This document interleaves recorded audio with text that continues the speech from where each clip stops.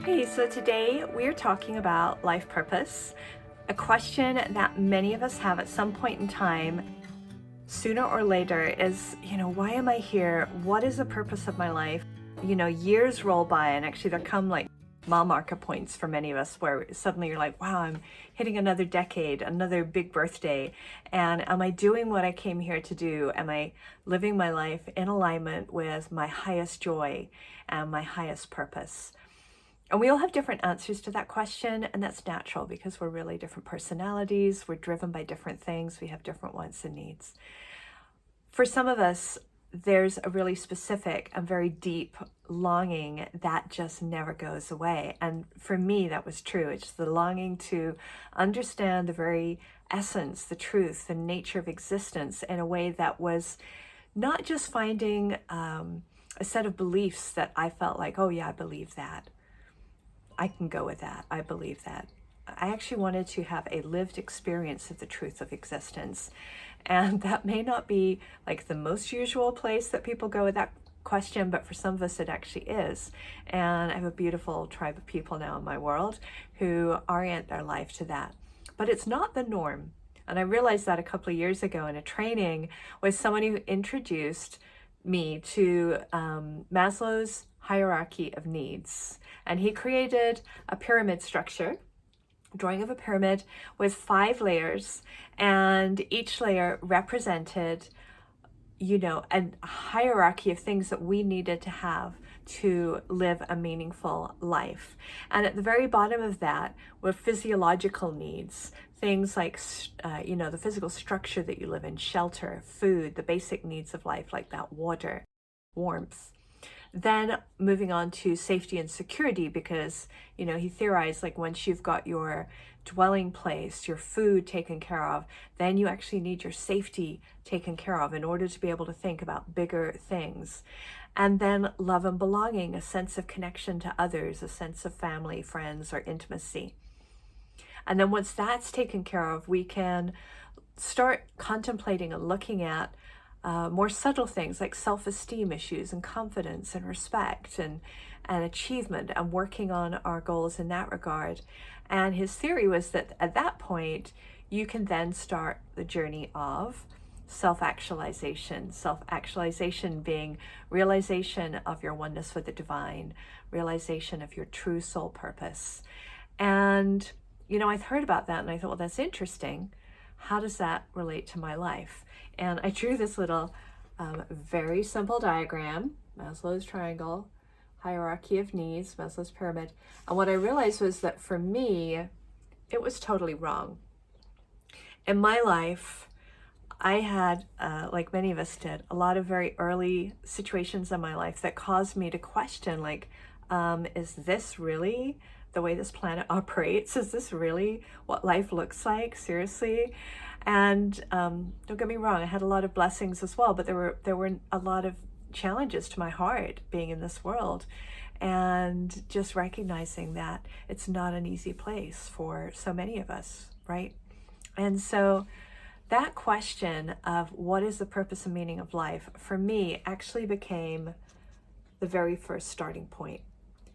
And my theory, Bridie's hierarchy of needs, not that anyone else needs to subscribe to that, is that without having the answer to that question for me, none of the rest mattered. And so in a way, I flipped my life upside down, and I've lived my life according to that, and I feel very grateful, profoundly grateful, like, and that's not even a big enough word, it's huge, that the base of my pyramid, which is actually the point, which is what is the very purpose and nature and existence of life, was such a strong driving force. And this is why I'm sharing this with you, that it's like when that becomes laser-like, when that longing becomes laser-like in your heart and your mind, and you can't let the question go because it's driving you. Very much in the way that Eckhart Tolle talked about, his need to experience something that was beyond his depression, beyond the suffering state that he was in. When you're driven in that way, it creates a laser focus, and nothing else is going to do until you answer that question. Like, I couldn't even move on to creating any of these elements of safety or shelter, or none of that mattered until I could answer that first question. And when your focus is that honed, existence reveals itself. And it is not revealed as a set of facts, or as a set of theories, or as a set of ideas. That revelation is an intuitive experience. It's something you experience at the innermost core of your being, at a cellular level and beyond, like more subtle still.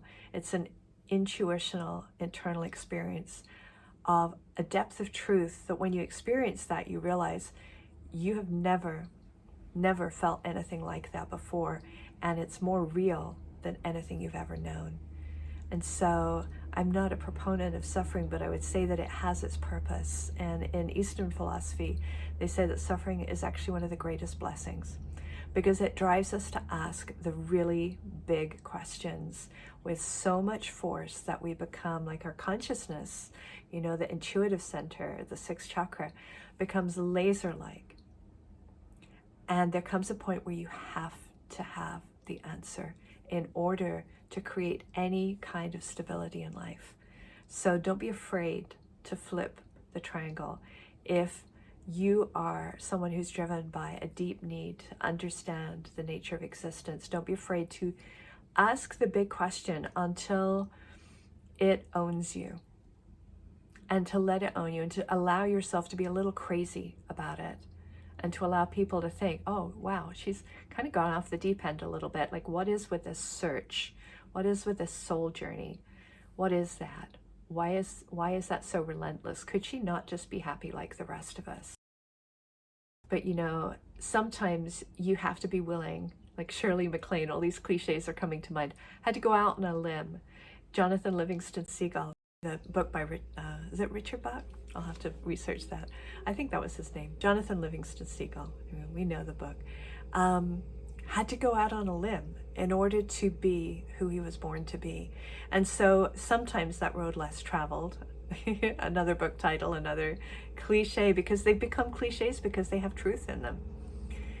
And sometimes we have to be willing to walk a path that nobody else thinks makes any sense. And yet if it drives you, trust it, because I'm here to tell you that is the laser focus that reveals, that creates the revelation, that allows your soul wisdom to communicate to you the highest truth of your whole being, your soul purpose in the nature of existence. And the only way to attain that I know of is to learn how to silence the mind, to go into deep states of meditation regularly so that the mind calms and becomes still enough to pick up that subtle level of vibrational information, and to allow it to have front center stage in your life. And I've made this video a little longer because this is actually the question that we incarnate to ask. And at some point in this lifetime or another lifetime, this question will become a driving force until the answer reveals itself. And there's a story out of India about a young man who is a seeker after truth. And he knows that there's this saint living up in the hills above the village. And he walks up to the saint's house every day and bangs on his door. And he says, "Old man, I know that you know the answer to the nature of existence, the answer to life itself. You must tell me." And every day the old man just shouts out the door and just goes, "Go away, get out of here." Every day the young man goes back, hammers on his door. "Old saint, old man, I know that you know the nature and the truth of existence. Open the door, you have to tell me." And again, the saint shouts out the door, "Go away, go away." And the young guy doesn't understand it, so he finally goes up and he just hammers and hammers and hammers on the door, and the saint opens the door, grabs him by the scruff of the neck, drags him down the hill, and plunges his head under the water in the Ganges. And he lets the man come up, and the guy's spluttering for air, and he's like, you're crazy, what are you doing?" And the saint grabs him again, puts his head under the water, and he comes up spluttering, and he's like, "Oh my gosh, I thought you were a saint, you're just a madman." grabs his head again, pushes the young guy's head under the water briefly. He comes up again, just gasping for air. And he said, "You're just crazy. What are you doing?" And the saint looks at him with great love. And he said, "When you want the divine as much as you wanted air just now, then it will reveal itself to you." Just wishing you so much love, so much blessings. So if that calls you, if this calls you, take it seriously. Give it everything. If it's not for you, then maybe there's something else that's calling you in this lifetime. Maybe there's another calling for you. But if this calls you, give it everything, and it will reveal itself. So much blessings. So much blessings. Namaste.